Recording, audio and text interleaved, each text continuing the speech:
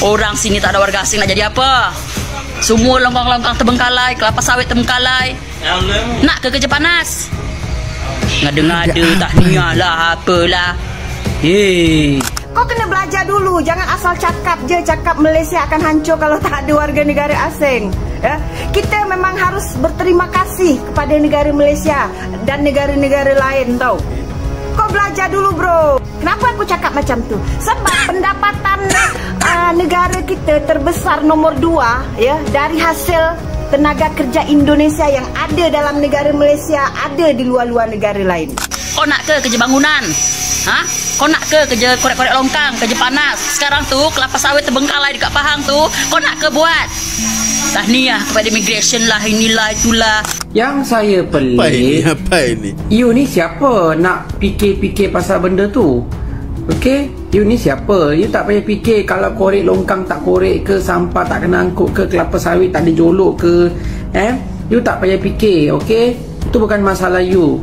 You datang menumpang cari rezeki. Kalau you berada secara sah, okey lah. Kalau you berada secara tak sah tu, jadikanlah diri tu secara sah, okey? You tak payahlah nak pertikai pasal apa tu, immigration buat kerja ke, polis buat kerja ke, apa ke, itu tak ada masalah, bukan part you. Tindakan immigration untuk buat operasi besar-besaran dekat Malaysia untuk menahan warga asing tanpa dokumen dan warga asing yang mana dokumen dah mati masih duduk kat Malaysia adalah perkara yang baik. Kenapa? Sebab apa? Warga asing ni apabila diberikan kesempatan tanpa pengawalan yang bagus, banyak benda yang akan terjadi. Cara jujurnya, negara kita memang memerlukan warga asing. Kita pula sebenarnya baik. Kita masih anggap diorang ni sebahagian daripada ekonomi kita, sebahagian daripada Malaysia lah. Tapi kadang-kadang diorang ni melebih. Jadi kalau korang kata Jabatan Immigration Malaysia kita tak buat kerja, tidak. Sebenarnya mereka telah menjalankan tanggungjawab mereka dengan baik sekali dalam memastikan setiap kemasukan pekerja warga asing ini mengikut prosedur yang ditetapkan. Jangan rasa korang boleh terlepas sebab boleh dikatakan almost every day Jabatan Immigration Malaysia buat pemantauan dan serbuan. Many of them, they're here with their families, and the only way to survive is to work and to provide for their families. But since they do not have work permit, they all work illegally in Kuala Lumpur. Just look at all these trucks here. They are here to arrest all of them. Jadi status saya ilegal. Bagaimana dalam pandangan Islam terkait gaji hasil kerja saya, Pak? Berat saya menjawab pertanyaan ini, Bu. Untuk saudaraku yang bekerja di luar negeri, jangan pernah berpikir bekerja selamanya. Cobalah berpikir untuk kumpul modal. Ibu-ibu, saudara-saudariku yang lain yang bekerja mencari nafkah, perbaiki niat, kumpul untuk modal, pulang. Halo semua, saya Ria Oktorina dari Ria News. Hari ini kami membawakan kepada Anda sebuah isu yang sedang hangat diperbincangkan di media sosial. Seorang wanita warga Indonesia dilihat seolah-olah mencabar kewibawaan pihak imigresen Malaysia. Siapa wanita ini? Yang kini sedang giat menjalankan operasi besar-besaran bagi membersihkan negara daripada kehadiran pendatang asing tanpa izin atau lebih dikenali sebagai pati. Dalam satu video yang kini tular, wanita tersebut melontarkan dakwaan berani bahawa tanpa kehadiran pekerja asing, Malaysia kononnya tidak akan mampu berfungsi. Lebih mengejutkan lagi, beliau turut mempertikaikan tindakan tegas pihak berkuasa Malaysia terhadap warga asing yang bekerja secara haram. Waduh. Wanita ini secara terang-terangan menyebut bahawa ekonomi Malaysia akan lumpuh tanpa bantuan warga asing. Pihak imigresen Malaysia bagaimanapun menjalankan operasi mengikut undang-undang, khususnya terhadap mereka yang tinggal dan bekerja secara haram di negara ini. Malah, menurut laporan rasmi sebelum ini, ramai daripada golongan pati yang ditahan merupakan mereka yang tiada dokumen sah, tinggal melebihi tempoh visa, atau masuk melalui jalan tidak sah, satu bentuk pelanggaran serius terhadap undang-undang negara.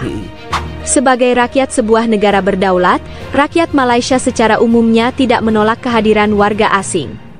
Namun, mereka hanya menerima mereka yang datang secara sah, mempunyai permit kerja yang sah, serta mematuhi peraturan. Justru, apabila seorang warga asing yang berada di Malaysia, sama ada secara sah atau tidak, mula mempertikai dan mencabar institusi penting seperti imigresen, ia bukan sahaja dianggap biadab, malah turut menyinggung sensitiviti rakyat tempatan. Oke guys ya, assalamualaikum, salam sejahtera semuanya. Ya, apa kabar cuy? Semoga selalu dalam keadaan baik dan semoga selalu dilimpahkan rezekinya ya. Koyak, betul ke tanpa pekerja asing Malaysia tak boleh buat apa? Nah, kan? Ini menurut aku sih benar berani banget gitu loh wanita ini mencabar guys ya. Takutnya nanti mencabar kena kutip kan ya, sedih pula kan ya. Ya memang kita tahu guys ya, untuk yang bekerja kasar di Malaysia ini kebanyakannya warga asing ya, dan warga asing banyak banget di sana gitu ya, dari segi sektor pembinaan, sektor peladangan itu semuanya warga asing. Sebab ya orang Malaysia ini kan banyak pilihan gitu loh bekerja ya, bekerja sebagai krani di office dan lain sebagainya lah, itu banyak banget ya. Sebab itu mungkin tidak ada waktu ya untuk mengambil kerja-kerja kasar gitu ya, sebab kerja yang halus pun ada lah, istilahnya seperti itu guys ya. Sebab itu diramai sekali pendatang yang datang ke Malaysia untuk mengais rezeki, sebab peluangnya besar, banyak pekerjaan di sana guys. Aduh, jadi seperti apa? Link ada di description ya guys ya, untuk kalian yang mau nonton videonya langsung. Ya, kepada immigration yang duduk warga asing dengan menyalahi undang-undang. Tak semua warga asing menyalahi undang-undang. Kadang diorang dah buat permit tapi ejen kena tipu. Nah, berapa ejen nak tipu permit, berapa ribu nak kena buat. Betul. Kau nak ke kerja bangunan? Kau nak ke kerja korek-korek longkang, kerja panas? Sekarang tu kelapa sawit terbengkalai dekat Pahang tu, kau nak ke buat? Tahniah kepada immigration lah, inilah itulah. Jangan-jangan kau pula bercinta dengan Bangla. Orang sini tak ada warga asing nak jadi apa? Semua longkang-longkang terbengkalai, kelapa sawit terbengkalai. Nak ke kerja panas? Ngada-ngada tahniah lah, apalah. Jap guys ya, aku setuju dengan mbak ini yang dimana ada yang kena tipu ya, udah bayar mahal-mahal, udah urus permit tapi nggak jadi. Ya itu case itu masih banyak berlaku. Nah itu lebih baik ya untuk teman-teman yang memang udah pati di sana, ya mencari jalan yang terbaik lah. Jangan mudah terpercaya dengan omongan-omongan agen yang tidak mempunyai sertifikat, tidak mempunyai, ya intinya tidak resmi lah ya. Sebab itu ramai case macam itu masih ada. Ya itu bukan salahnya gitu loh, udah mengeluarkan uang beribu loh, tapi dibohongin, ditipu, kan sedih banget guys ya. Itu setujunya di situ. Tapi yang untuk kata-kata mbaknya ini, ya mbak ini siapa gitu loh, kok mengurusin longkang yang ngambil sampah siapa dan lain sebagainya, itu kan bukan urusan mbak gitu loh guys ya. Ya memang Malaysia ini kedaulatan ini dijaga gitu loh. Jadi ya adanya operasi ya memang itu sudah kewajiban negara untuk menjaga kedaulatan. Ya mau nggak mau kalau kita memang salah, ya kita kena tangkap cuy, dimanapun itu gitu loh ya. Lanjut. Saya kan ada tengok satu video ni, saya pun nak gelak dengan orang tu pun immigration loh, malu kan. Dia tak puas hati lah bila orang puji immigration buat kerja, dia tak puas hati. Dia kata apa, kerja korek longkang lah, kelapa sawit lah. Yang saya pelik, you ni siapa nak fikir-fikir pasal benda tu? Okay, you ni siapa? You tak payah fikir kalau korek longkang tak korek ke, sampah tak kena angkut ke, kelapa sawit tak dijolok ke, you tak payah fikir. Okay, itu bukan masalah you. You datang menumpang cari rezeki. Kalau you berada secara sah, okey lah. Kalau you berada secara tak sah tu, jadikanlah diri tu secara sah. Okay, you tak payahlah nak pertikai pasal apa tu, immigration buat kerja ke, polis buat kerja ke, apa ke, itu tak ada masalah, bukan part you. Dan you pun tak payah nak fikir pasal apa, bangunan tak siap, longkang tak korek, kelapa sawit tak petik. Itu bukan masalah you. You tak payah fikir. You fikir macam mana dulu sini secara sah, buat kerja, cukup masa balik kampung. Okay, bukannya nak fikir kelapa sawit tak jolok, bangunan tak siap. Itu bukan masalah you. Bangunan tak siap pun apa, orang kata apa,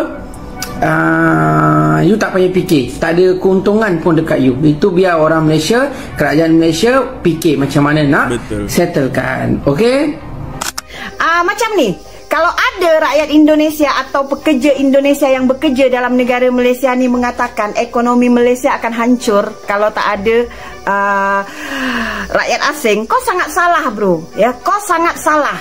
Justru ekonomi kita mungkin yang akan hancur kalau tak ada negara Malaysia, negara Taiwan, Hong Kong, Singapura, Arab Saudi ya.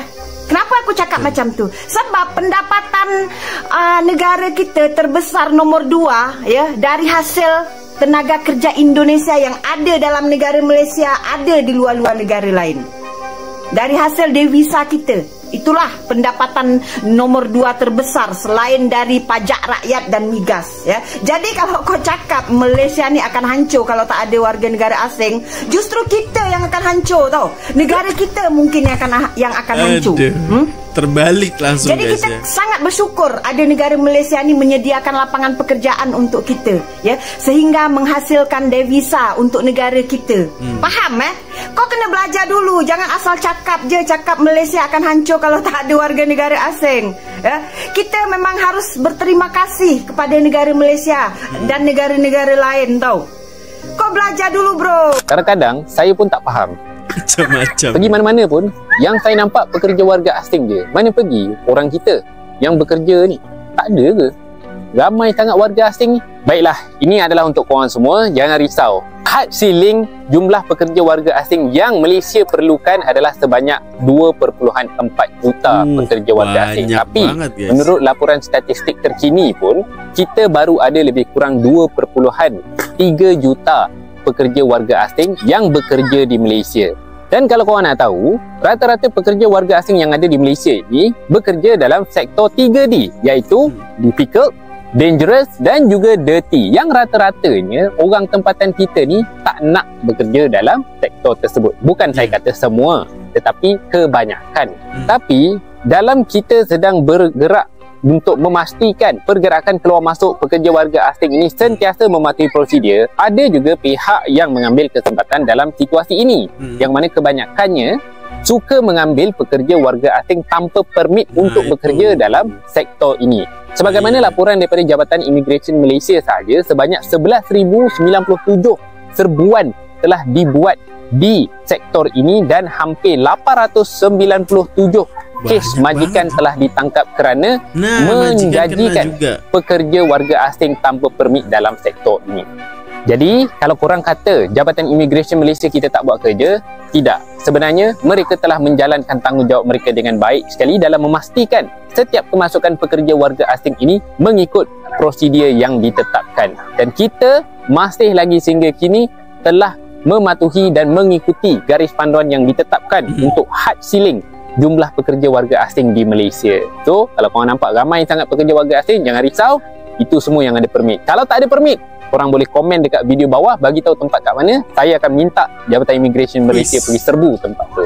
Warga asing ni dibenarkan berniaga, diorang simpan barang-barang subsidi. Hari tu kita dapat tahu bahawa ada operasi besar-besaran dari PGA, pergabungan dari PGA dan juga pihak Polis Darjah Malaysia dalam melakukan operasi besar-besaran di Little Dhaka. Dan sejurus daripada kejadian di Little Dhaka, itu dekat tengah bandar KL, banyak lagi operasi-operasi daripada immigration telah dilakukan di seluruh Malaysia. Johor, Melaka, port warga-warga asing ni suka duduk, tempat-tempat port warga asing ni suka berniaga, kat situlah immigration akan pergi. Sebab apa? Sebab aku rasa niat immigration dia dah nampak dah, kerajaan kita dah nampak dah sebenarnya, apabila terlampau ramai warga asing yang masuk ke Malaysia, setakat ni direkodkan bahawa untuk warga Bangladesh saja lebih kurang dalam 1 juta orang ada dekat Malaysia. So sekiranya kita cakap penduduk Malaysia ada sekarang 37.4 juta, tak silap aku, 1 juta tambah lagi kita ada 38 juta, tak termasuk lagi warga asing daripada Indonesia, Vietnam, Myanmar dan mana-mana tempat lain lah, Rohingya dan sebagainya. Bagi aku tindakan immigration untuk buat operasi besar-besaran dekat Malaysia untuk menahan warga asing tanpa dokumen dan warga asing yang mana dokumen dah mati masih duduk kat Malaysia adalah perkara yang baik. Kenapa? Sebab apa? Warga asing ni apabila diberikan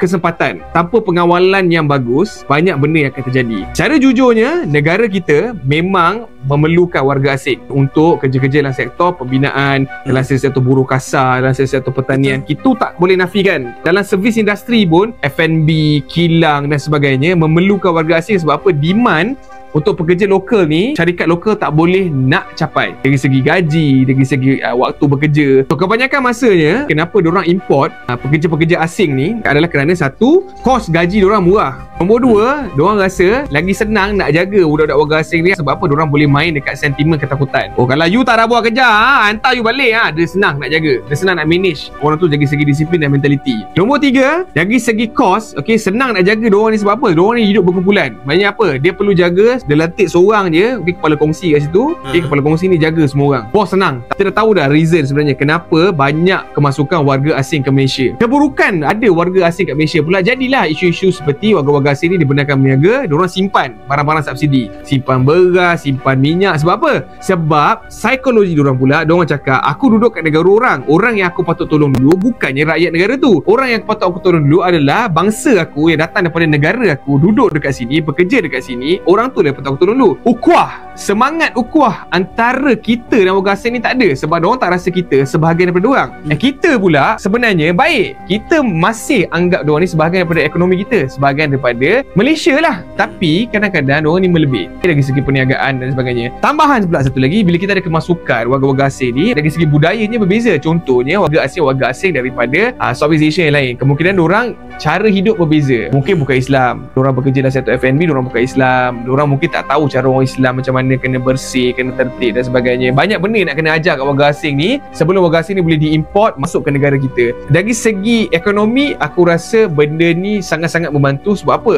Sebab bila kurang warga asing dekat Malaysia, bila syarat diperketatkan oleh kerajaan untuk mengambil pekerja warga asing, syarikat-syarikat kat Malaysia terpaksa akur dengan demand daripada local talent lah. Bila kita kurangkan pengambilan warga asing dan menggalakkan dasar untuk mengupah lebih ramai orang-orang lokal dan untuk naikkan tangga gaji dan sebagainya, happy tak rakyat kita?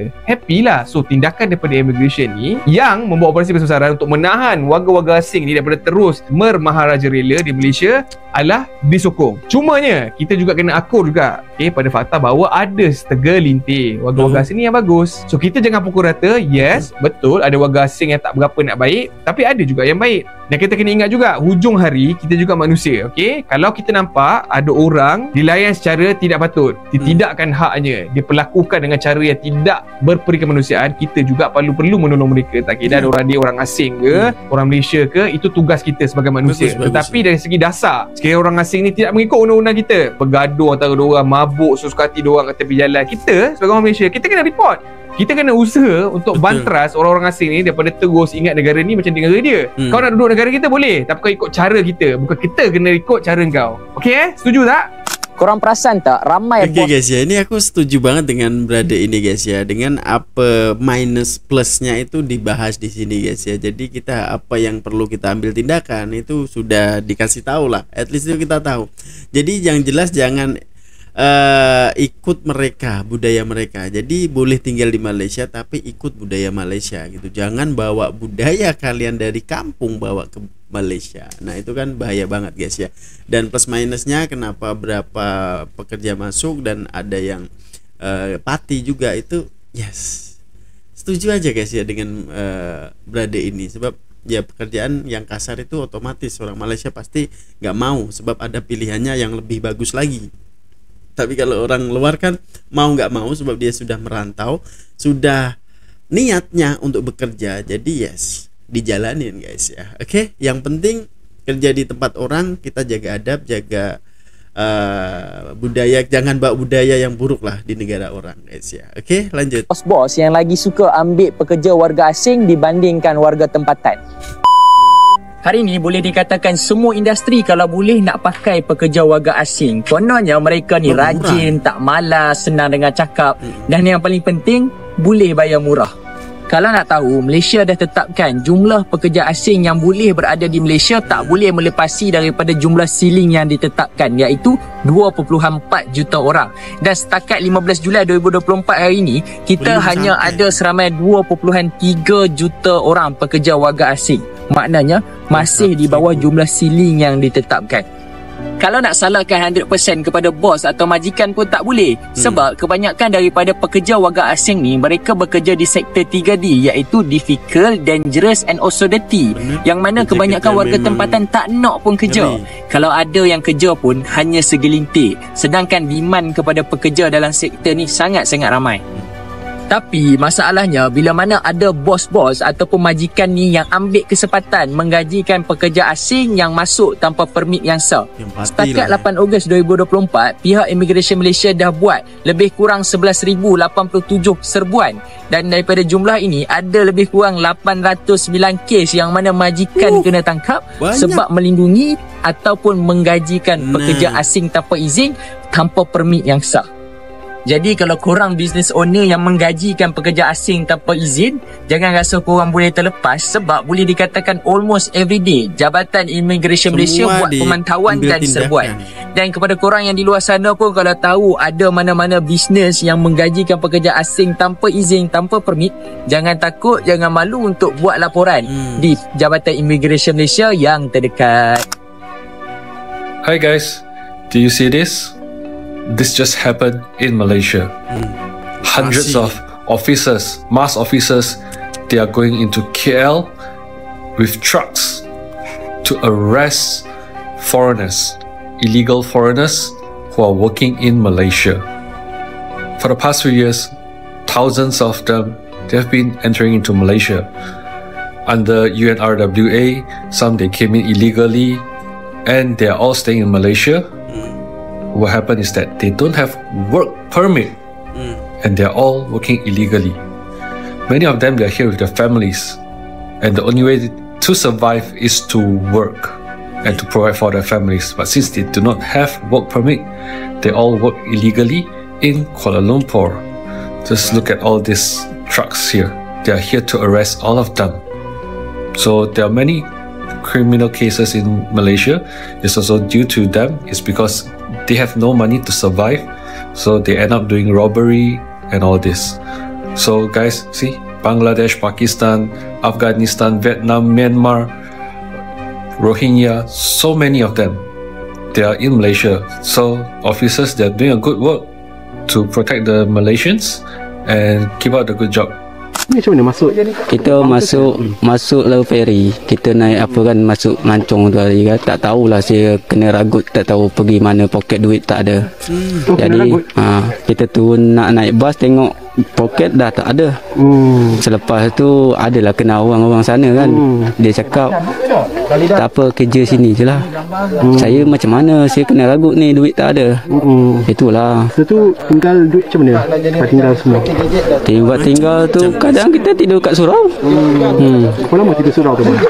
Tak lama, 2 minggu macam tu je. Lepas tu macam mana boleh dapat duit? Kena kerja terus ke macam mana? Tanya-tanyalah kedai ke apa, basing kerja lah. Janji kita boleh bertahan kan. Jadi pekerjaannya. Bagi meraih simpati pihak berkuasa, dia juga mendakwa telah menjadi mangsa penipuan ejen dalam urusan untuk mendapatkan visa pekerja yang sah. Cuma tu hari memang nak buat, tapi tak boleh, kena tipu tu. Sebab itulah kita takut kan. Kita tak pandai. Dan lagi orang cakap nak buat permit nak kena ada syarikat bos. Kadang kita punya bos tak nak buat permit. Macam restoran gaji 1,000, 1,200. Nak buat permit kadang ejen cakap 7,000. Mana cukup. Masuk duit tu 2,000 lebih, kena tipu. Atau buat sekali lagi kena tipu. 2 kali kena tipu.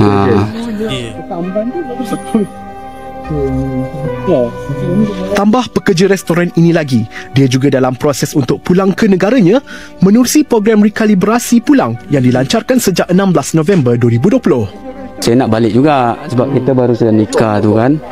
Dah kahwin? Baru nikah 2 bulan macam tu lah.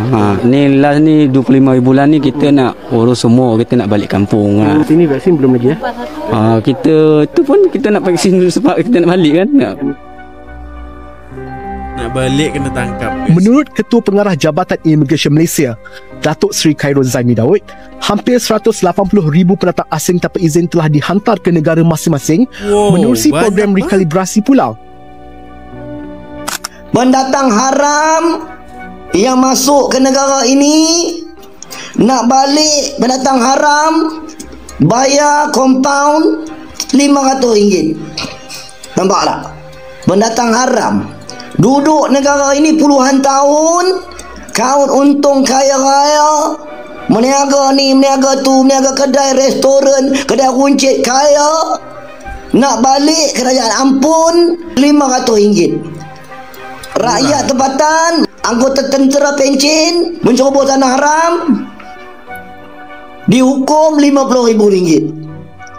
Warga asing masuk secara haram, dihukum denda RM500. Tak. Jadi saya nak minta kerajaan,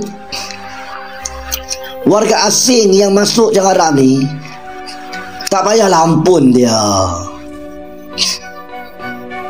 hukuman yang berat kepada dia. Sebab dia 10 rotan. 10 rotan tiba dia. 1 kali Allahu Akbar, 2 kali Allahu Akbar, 3 kali tak nak dah, tak nak masuk dah Malaysia, 4 kali tolonglah, ampun pak, ya ampun pak, aku enggak mau masuk lagi ke Malaysia pak, aku enggak mau masuk. Pantai lagi 6 kali, tak mau pak. 7 kali agak-agak kawan-kawan dia dekat negara dia tahu dia kena rotan 10 kali, dia berani tak nak datang sini? Saya nak tanya awak.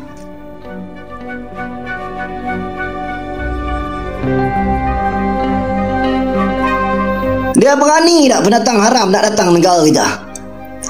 Bila dia tahu kawan dia sampai berbaloi ni dekat belakang ni. Nampak tak? Ini bila kerajaan bagi pengampunan RM500, warga asing tersenyum riang-riang. Terima kasih, terima kasih, terima kasih. Kami balik sekejap kat negara kami, rehat-rehat, duit dah banyak. Nanti lagi sebulan 2 bulan kami datang balik. Dia datang balik. Dia datang balik sebab bayar RM500. Dia tahu dah kita duduk pula kat Malaysia ni 10 tahun, nanti kerajaan baru bagi pengampunan RM500 lagi. Ampun lagi. Tak boleh kerajaan. Tolonglah kerajaan. Hukumlah dia orang ni hukuman yang berat kerajaan. Dia kahwin, buat lesen, dia mencuri hak rakyat kita. Ini dia masalah dia. Jadi status saya ilegal. Bagaimana dalam pandangan Islam terkait gaji hasil kerja saya, Pak Ustaz? Berat saya menjawab pertanyaan ini, Bu. Karena kalau saya katakan penghasilan ibu haram, nanti ibu pulang, lalu kemudian kita kan ada aturan internasional, harus ada visa, kemudian harus ada. Jadi saya tidak bicara hukum. Saya bicara waktu saya pulang dari Hong Kong, satu pesawat di sebelah saya itu saudara kita tenaga kerja Indonesia. Apa kata beliau? Ustaz, saya sudah melihat saudara-saudara kita yang di luar negeri. Tolonglah Ustaz sampaikan kepada penguasa supaya membuka lapangan pekerjaan. Sulit kami untuk makan, untuk kerja. Banyak, intinya banyak mudaratnya. Bayangkan betapa sakitnya hati orang Indonesia. Keluarga dia mesti mencari nafkah 14 tahun. Tiba-tiba di depan mata dia bisa pula orang asing kerja di tempat kita. Gimana sakitnya? Saya khawatir kalau terlalu banyak orang sakit hati, mengamuk dia. Bisa mengamuk secara zahir, bisa juga dia berdoa kepada Allah. Doa orang teraniaya ini luar biasa. Untuk saudara-saudaraku yang bekerja di luar negeri, jangan pernah berpikir bekerja selamanya. Cobalah berpikir untuk kumpul modal lain. Makanya kalau pulang setahun sekali atau 2 tahun sekali, jangan habiskan duit itu untuk beli kulkas sebesar lemari, beli TV sebesar bioskop. Karena banyak yang begitu. Banyak yang begitu. Kerja dia 2 tahun, pulang beli TV, beli motor, habis. Terus pergi. Jangan begitu. Jadi pola pikirnya pulang itu untuk modal. Irit. Beli aja secukupnya. Beli TV cukup untuk nonton. TV besar sikit dari HP cukup lah. Besar-besar. Habis itu buat modal kolam ikan, modal beli sawah yang kira-kira bisa kita cocok tanam. Coba perbaiki mindset cara pandang kita. Mau sampai kapan kita merantau ini? Betul. Jadi harapan saya, Ibu Jannatun dan ibu-ibu saudara-saudariku yang lain yang bekerja mencari nafkah, perbaiki niat, kumpul untuk modal, pulang. Sektor pertanian. Lebih baik di sini rumah kita sendiri. Ahmad Albar. Oke guys ya, menurut aku nih ya, kalau ilegal di negara orang itu rezeki kita itu tetap halal guys ya, sebab kita kerja dengan peluh kita ya, tapi cara kita yang haram. Sebab kita duduk di negara orang tanpa identitas dan menjadi pati, itu yang haram guys ya. Tapi kalau rezeki kita, kerja kita, insya Allah halal dong ya. Sebab itu dengan keringat kita, dengan basah kuyupnya kita mencari mengais rizki, kerja panas, ya itu halal dong ya. Tapi cara kita lah yang haram. Sebab itu di Malaysia dinamakan pendatang haram, sebab tidak mempunyai identitas dan menjadi pati. Nah, sebab aku pernah dengar itu ceramah daripada Ustaz Azhar Idrus guys. Nah itu, jadi aku terapkan di sini ya guys ya. Dan ya, menurut kalian seperti apa tentang fenomena ini guys ya? Yang jelas itu bagi kakak tadi itu ya, seolah-olah urusannya apa gitu loh. Yang mungut sampah siapa, yang panen sawit siapa, itu bukan urusannya Mbak gitu kan ya. Yang jelas Malaysia ini sudah ada type apa tadi ya, ceilingnya gitu ya. Harus berapa juta pendatang asing masuk itu sudah di kalkulator, boleh dihitung gitu loh, bahwa ini masih memerlukan, jadi import lagi. Jadi 2.400.000 kalau tak silap tadi guys ya. Dan ini kan masih 2.300.000. Tapi itu belum terhitung mungkin yang pati juga gitu loh guys ya. Sebab yang pati kan ya tidak ada dokumen dan mungkin data masuknya ada tapi kan langsung hilang gitu guys. Jadi ya semoga untuk teman-teman yang pengen kerja di Malaysia itu tetap ya, kalau mau ke sana ya urus dengan visa dengan baik ya, tak kirilah bekerja dimanapun, di negara lain manapun ya. Yang jelas itu kalau kita kerjanya masuknya dengan cara betul, mempunyai visa, otomatis kita pun nyaman, tenang dan ya lena gitu loh guys ya. Tidur enak, nggak seperti yang pati ini ya, tidur di hutan ya ngeri miris guys, seriusan ya. Dan kalau memang kalian sudah ada modal yang masih pati di sana, mending pulang aja dah ya, buat usaha kecil-kecilan ya, jual sayur itu pun boleh kok ya, boleh hidup, boleh nanam sawah ataupun buat kolam ikan ya kan bisa ya, bisnis-bisnis di daerah itu guys ya. Jadi ya menurut kalian seperti apa guys? Tinggalkan komentar terbaik Anda. Mungkin sekian dulu untuk perkongsian kali ini. Jumpa di video selanjutnya guys. Assalamualaikum warahmatullahi wabarakatuh. Peace, love and respect from Indonesia. Bye bye.